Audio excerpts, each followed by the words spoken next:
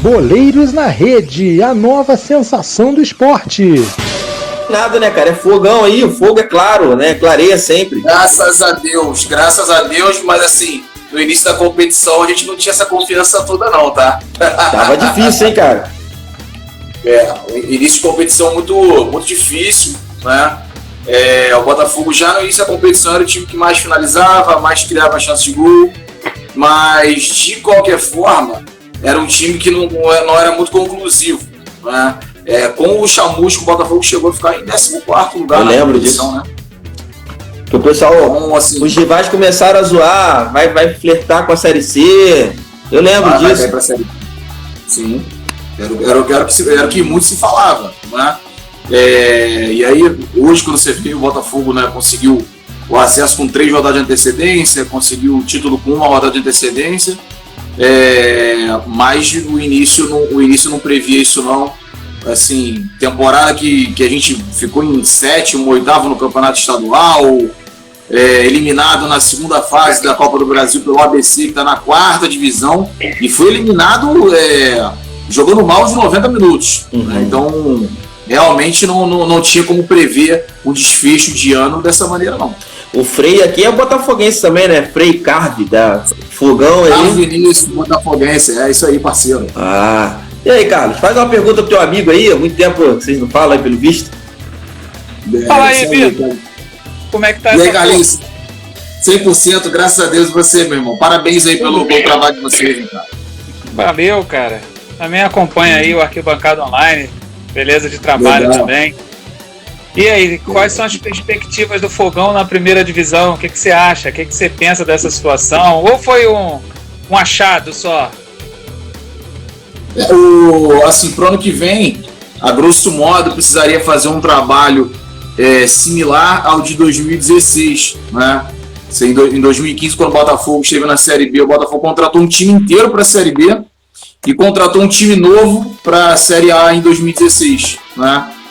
O Botafogo, para o ano que vem, alguns desses valores que estão aí no clube até podem ser aproveitados, mas para a Série A não vejo que a maioria do elenco possa ser aproveitado com muita tranquilidade para fazer uma campanha razoável no Campeonato Brasileiro. Se a gente acompanha os clubes de Série A hoje, um exemplo, você olha ali o elenco do Juventude, olha o elenco do Cuiabá, aí você fala, cara, não são times tão bons, mas são times extremamente competitivos, né?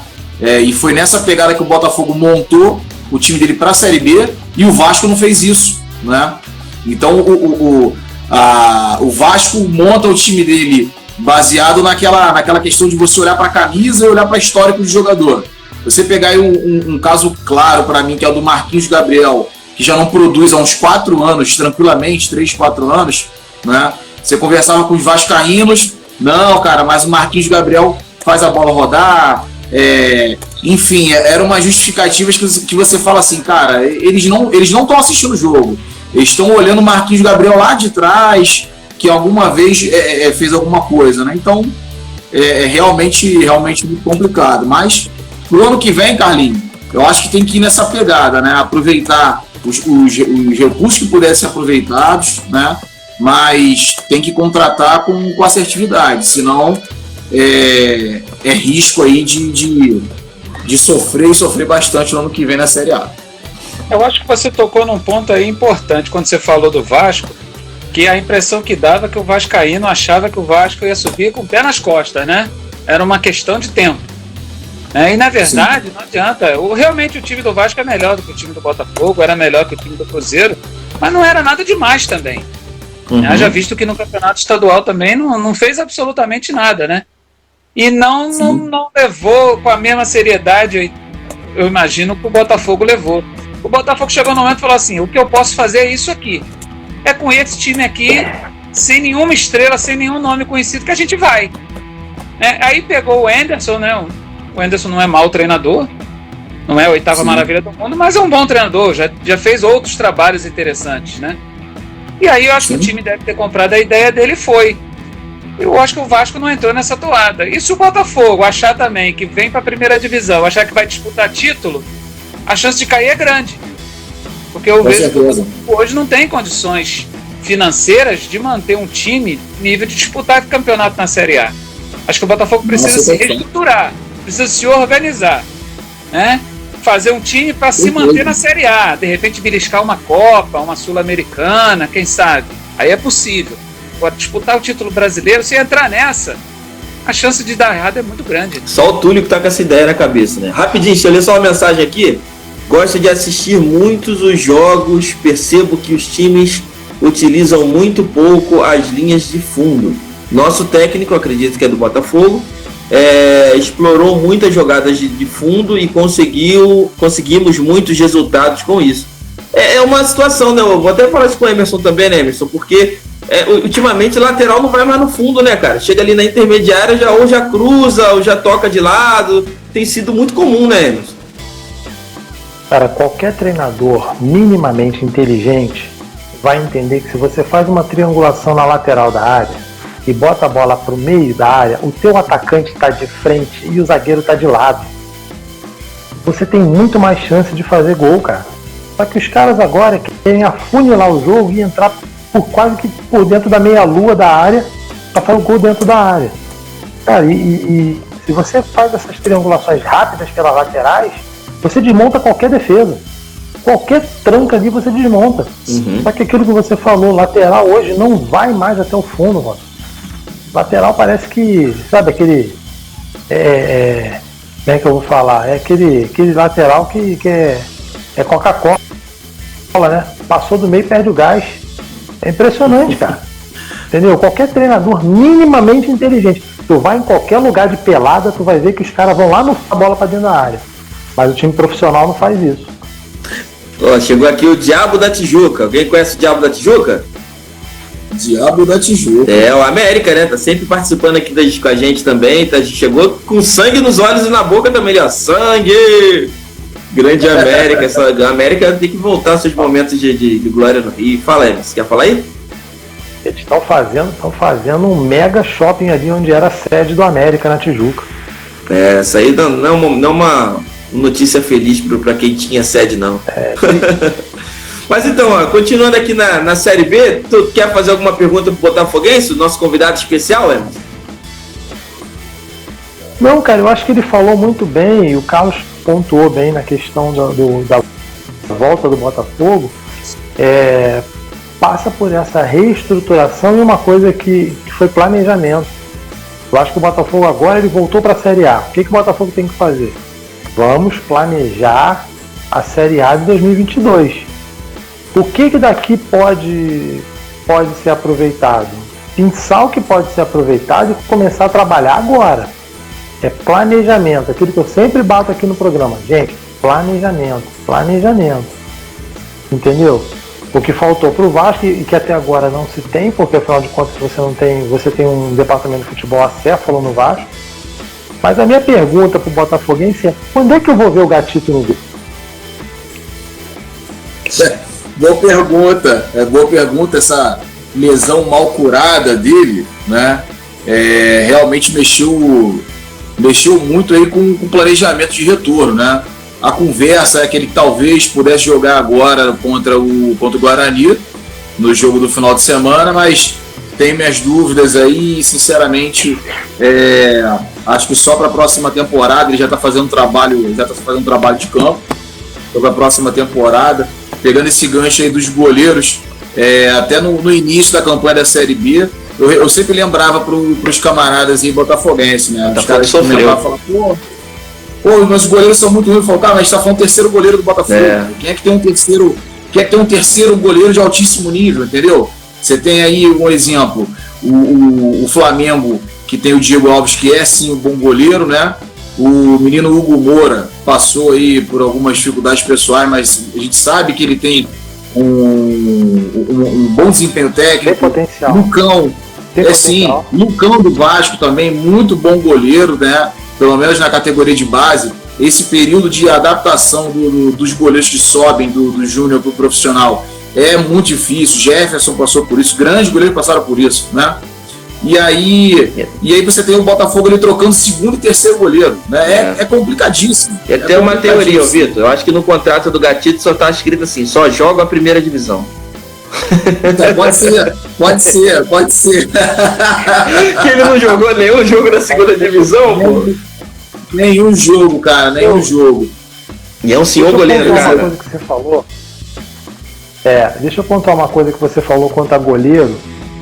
Que você falou uma coisa certa. Esse momento de transição é muito importante. E dificilmente tem uns goleiros que apareçam hoje em dia, como o Júlio César, que com 17 anos foi titular do Flamengo.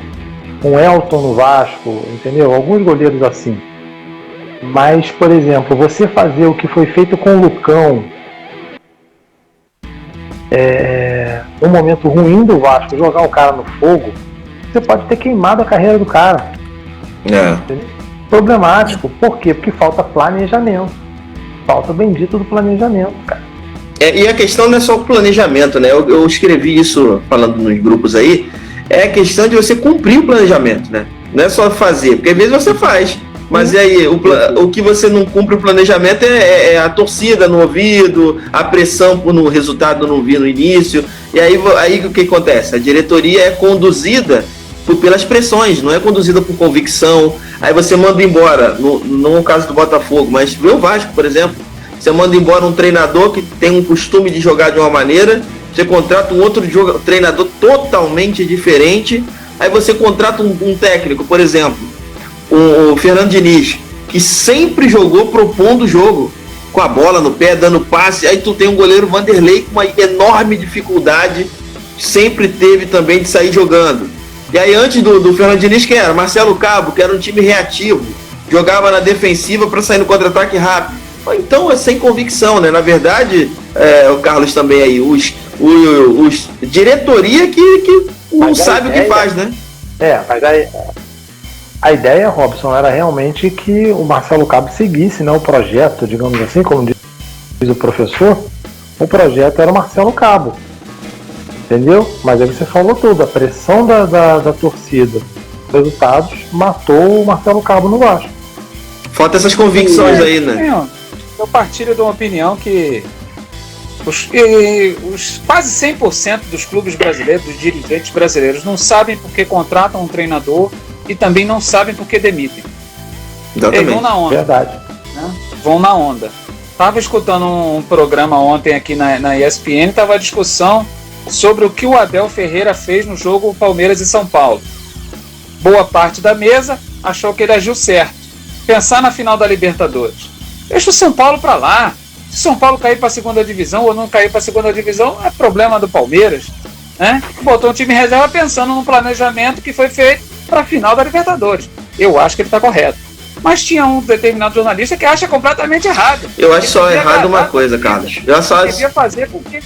Devia fazer com que o Palmeiras entrasse com o time titular, ficasse 10 dias sem jogar e botasse o São Paulo na segunda divisão. Esquece a final da Libertadores naquele momento. Eu só acho errado uma coisa, Carlos. Nesse caso em questão aí, eu não botaria todos os titulares, não. Botaria alguns. Porque você está jogando em casa. Aí você leva os titulares para Fortaleza. Você desgasta numa viagem. Eu penso só nessa questão do desgaste de viagem. Eu acho que sim, tem que jogar, não pode ficar parado. Beleza. E agora não sei qual é o próximo jogo do Palmeiras. Daqui a pouco a gente vai ver aqui, a gente vai falar. Não sei. Vamos jogar amanhã. Em que lugar? São Paulo. Aí era o jogo para jogar de novo. Eu acho que assim, você joga alguns titulares contra o São Paulo. Mas aí você vai expor os atletas a um jogo contra o Atlético Mineiro há 4, 5 dias da final da Libertadores? Mas não é. É verdade, esquece que eu falei. Não dá, esqueci. O jogo para usar os titulares era ontem mesmo. E se usa os titulares contra o São Paulo, ficava 10 dias. Eu gostaria muito que o Palmeiras tivesse todos os titulares e que meia dúzia deles se machucasse. Que isso, rapaz? Que isso? Gostaria bastante. Um simples acaso. Um buraco no campo. Eu acho que o treinador, analisando friamente, eu acho que ele agiu certo. Eu acho que ele agiu certo. Eu acho que ele não agiu errado. Sim, né? Nesse ponto tem sim. Tem gente que acha que tem que agradar torcedor. E aí acontece o que acontece com o O Frei, desculpa, Frei, toda hora eu esqueço teu nome. Qual é o nome dele mesmo que você falou, Vitor? Carlos Vinícius. O Carlos também. O Carlos Vinícius está dizendo o seguinte aqui, Emerson, eu vou jogar para tu isso aí. Ó. O dirigente pássaro do Vasco afundou o time. E aí? Cara, ele afundou o time com as contratações que ele fez. Ele não contratou um time para a Série B.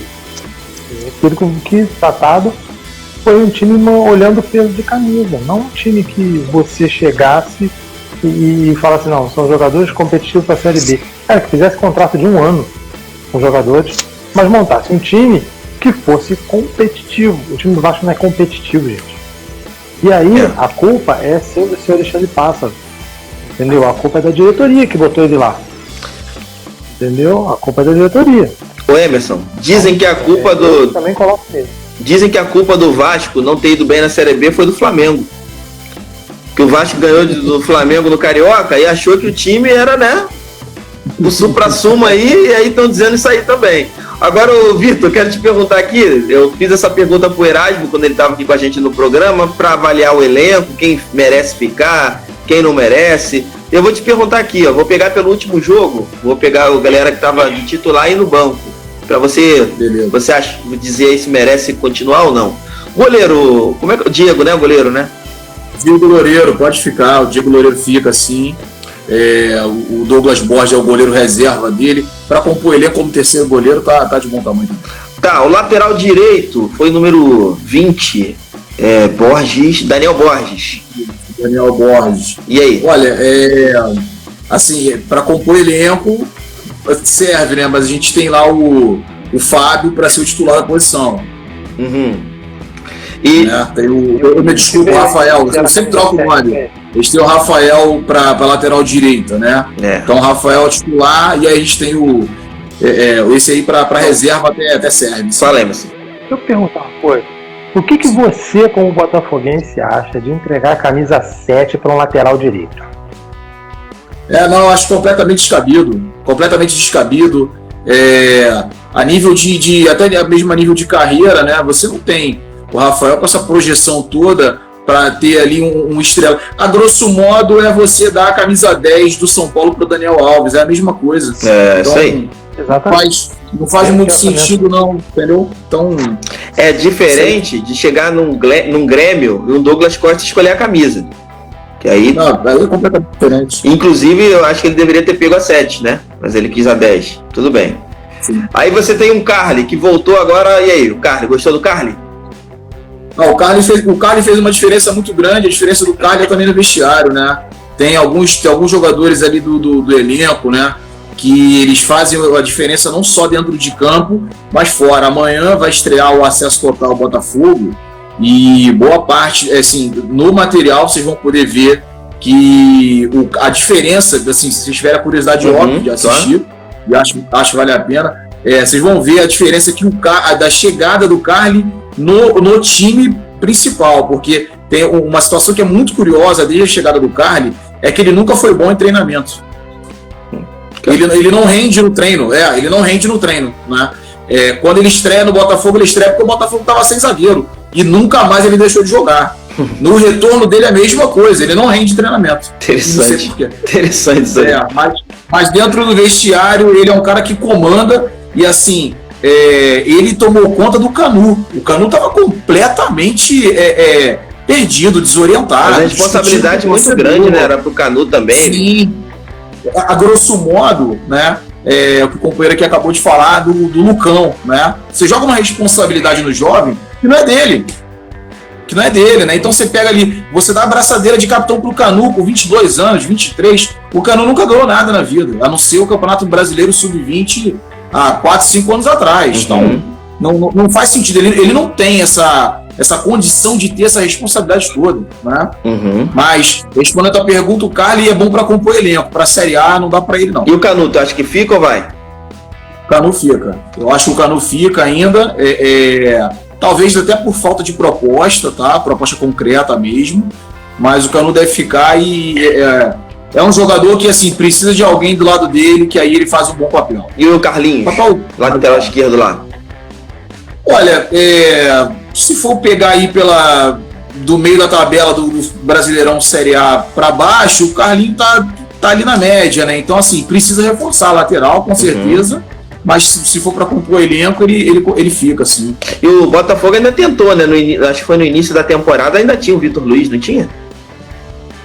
O Vitor Luiz, assim que a gente foi rebaixado, o Vitor Luiz ele já saiu. A gente tinha o Paulo Vitor, né? Que fez até um campeonato carioca interessante, mas foi vendido aí pro Internacional. E o Vasco tá querendo o dirigente de futebol do Botafogo, cara. O Freeland, exatamente. Ele tava no Flamengo, ele já tinha sido dirigente do Botafogo, foi pro Flamengo, salvo engano, tava na base do Flamengo.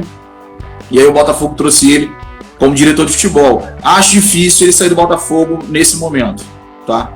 Acho difícil. Ainda mais pelo Botafogo tá na Série A agora, né?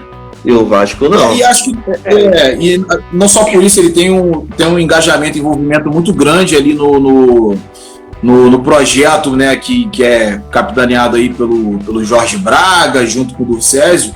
E é aquilo, né? Quando você logra êxito no projeto como esse, e você tem a continuidade aí por mais 2 anos, difícil ele roer a corda. Para mim, ele deve continuar. Tá? Do elenco ali... Vou fazer um pacotão do meio de campo para tu aqui agora, ó. Oyama... Difícil mesmo, Vitor. Difícil mesmo é falar o nome do presidente do Botafogo, né? Durcésio Melo, isso aí. Durcésio? Durcésio. 3 vezes ao dia. 3 vezes ao dia com... Ó, um pacotão de meio de campo aqui, ó. Oyama, Barreto, Varley, Marco Antônio e Diego Gonçalves. E aí? Assim, pra mim, quem tem condição de jogar ali na Série A, o Oyama tem condição de fazer um bom papel. O Barreto não. O Diego Gonçalves para compor elenco e olhe lá, né? Varley. E o Varley não tem condição também. E Marco Antônio do Bahia. Marco Antônio do Bahia não deve ficar, mas se ficar seria para compor elenco, né? A parte de criação do Botafogo é muito carente. Na temporada passada na Série A era muito carente, não tinha 2 jogadores de criação no meio de campo. Vou te mandar, né? Marquinhos Gabriel, quer? Não, obrigado. Mas o Vitinho, acho que vocês aceitam de volta, hein? Com certeza. O Vitinho, com certeza. O Vitinho tem um nível bem considerável para poder jogar em diversos clubes aí do futebol brasileiro de Série A, com certeza. Menos no Flamengo. Eu negocio isso, se você quiser. Pode mandar que a gente está aceitando. Quem deve sair é o Navarro, né, também, né, o atacante, foi bem sucesso. Navarro tá certo, deve ir lá para os Estados Unidos, né. Eu vou ser sincero que eu sou um crítico aí ao Navarro. Acho que boa parte dos gols que ele faz, eu sou criticado aí por alguns botafoguenses porque eu critico o Navarro, né. Eu costumo falar que o Navarro só faz gol quando erra. Ele erra uma cabeçada, ele erra um passe, aí ele dá um carrinho, ele encontra a bola, né? E assim, é complicado você falar isso do artilheiro do time, mas é o que eu vejo, né? Enfim, Olha só, o Navarro é o Ribamar com vidro elétrico. Fica tranquilo, Vitor. Fica tranquilo, porque o Robson também não é muito chegado no Gabigol, não. Eu critico muito o Gabriel também. Eu critico. Não, mas aí é diferente. O cara tem 100 gols. 100 gols no Flamengo. Sim, mas o Robson critica ele. Critico. O Robson isso não interessa, não. 100 gols tá pouco. Não. Quando o que ele perde é mais importante do que o gol que ele faz. E eu já falei isso, sim. Já falei isso. Meu pensamento mudou um pouquinho, mas eu continuo criticando ele. Quando ele... 100 gols. O cara não consegue chamar o cara de Gabigol, cara. Eu critico o Gabriel Barbosa, critico. Vamos lá, se continuar aqui, ó. Eu não sei o que o Gabigol precisa fazer mais pra cair na graça do Robson. Eu não sei. Ele precisa ser artilheiro da seleção brasileira. Não, ele precisa ser artilheiro da seleção brasileira, ganhando a Copa do Mundo, entendeu? E depois fazendo gol de direita. Ganhar uma Champions. E fazendo gol de direita. 36 gols numa Copa do Mundo. Aqui, ó. O Carlinhos Botafoguense está falando, Navarro é uma versão piorada do Gabriel do Flamengo. Rapaz. Olha aí. Olha lá, vamos seguir. Mas isso aí é o que você está incitando. É isso que você está incitando. Aqui, ó, da galera aqui, ó, banco, Gilvan, Jonathan Vieira, Rafael, Ricardo Dias da Costa, que eu não sei quem é o número 8 aqui, Ricardo Acosta. É o Ricardinho que jogou no Ceará. Ah, sim, Ricardinho, experiente. Rafael Moura, rapaz. Rafael Moura, fica pro ano que vem ou não? O Rafael Moura, ele tomou mais doses de vacina do que fez gol no Botafogo. Vacina, ele tomou 2 doses. Ele tá tomando a terceira já, que ele tá na certa idade já. Já, e pior ainda, então. Essa foi boa, Vitor. Essa foi boa. Essa é pra fechar, De todos esses aí, ninguém. E o Friso? Ninguém, E o Friso? O Friso é muito cansado. O Friso é o Marquinhos Gabriel do Botafogo. O Friso a gente conhece de carro, né? Você não falou no Jai, Robson. Você não falou no Jai. Vou chegar, né? Fala aí, Robson, friso bom é quando deixa o carro bonito, Robson, pelo amor de Deus. E o Chay? Não, o Chayenne tem que ficar, não dá, sem Chayenne não tem Botafogo. Chay é o 7 do Botafogo, né, o Chay? O Chay é o cara que faz a bola rodar ali. Assim. Que achado bom, hein, cara? É até difícil definir, sabe? Porque absolutamente foi oferecido ao Vasco e o Vasco não quis. Você vê como o pessoal lá entende. Você pode olhar o porte físico do Chay. O porte físico do Chay não é de um atleta profissional, tá? Você reparar, ele não tem um porte físico de um atleta profissional. Na Série A, ele vai passar muita dificuldade. Muita dificuldade mesmo, né? Mas é aquilo, querendo ou não, ainda consegue dar um passe em profundidade, coisa que os companheiros ali do lado não conseguem fazer. Então, dentro da condição dele ali, ele ainda consegue render. Então, para o Botafogo ano que vem, ele vai ser útil aí, com certeza. Gente, se eu fechar esses assuntos aqui, e só uma provocada da... Pode ficar aí rapidinho. Provocada da Marta aqui, ó, pra você, com certeza, ó. Boleiros, cadê a torcida? Ela é corintiana. Tá falando, cadê a torcida? Aí, tá zoando aí. A torcida do Botafogo já é senil. Essa hora o pessoal já tá descansando. Ainda passando a rodada passada, Brasil de Pelotas 0, Botafogo 1, né? Foi o que garantiu aí o Botafogo como campeão. Coritiba 0, CSA 1, Náutico 1, Avaí 2, numa confusão, rapaz, que o Náutico deve perder mando de campo, um monte de coisa aí que aconteceu, briga na torcida lá. CRB 3, Vitória 1, Guarani 0, Goiás 2. Agora vou aproveitar você aqui, meu amigo, para palpite seu dessa 38ª rodada, última rodada do campeonato da Série B. Qual é o teu palpite para Cruzeiro e Náutico? Cruzeiro e Náutico?